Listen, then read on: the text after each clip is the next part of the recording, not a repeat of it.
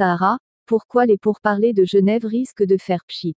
2 semaines après l'invitation adressée par Horst Köhler aux protagonistes du conflit du Sahara, à assister à des discussions préliminaires les 5 et 6 décembre à Genève, l'émissaire onusien n'a toujours pas reçu de réponse de la part d'Alger, partie prenante à ce différend régional.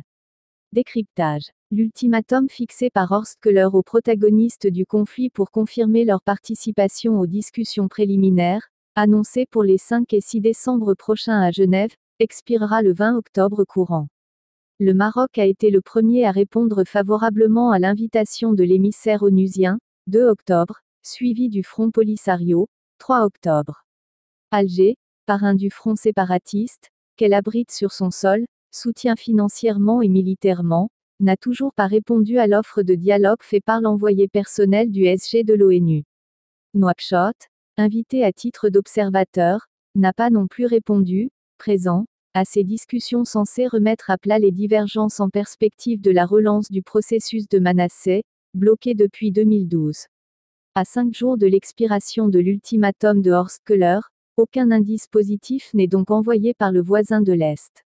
Le silence observé jusqu'à ce jour par le pourtant très volubile Mey algérien, Abdelkader Messaël, remet sur le tapis la posture contre-productive, voire paradoxale, du régime d'en face, appelant d'un côté à la reprise du dialogue et s'employant, dans les coulisses, à saboter toute initiative destinée à sortir le dialogue de l'impasse pour signer la paix des braves.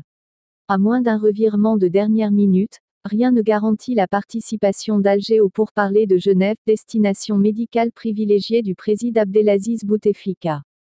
Un manquement à ce rendez-vous, dont la tenue est encouragée par le Conseil de sécurité, instance décisive de l'ONU, reviendra à mettre en évidence le rôle central mais destructeur du régime algérien dans la genèse, le maintien voire la perpétuation du conflit plus que quarantenaire autour du Sahara.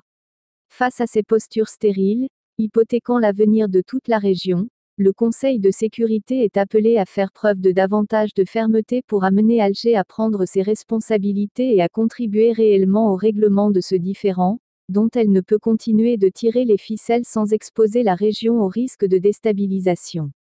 Un risque dont les États-Unis, parangon de l'écourtement du mandat de la MINURSO à 6 mois, au lieu d'1 année, doivent prendre la pleine mesure.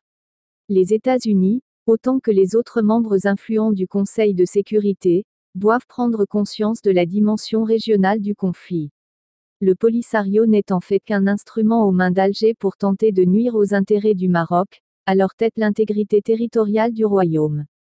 Le cœur du problème, c'est donc Alger, et seulement Alger. Une éventuelle dérobade algérienne face aux pourparlers de Genève ne manquera pas de le prouver.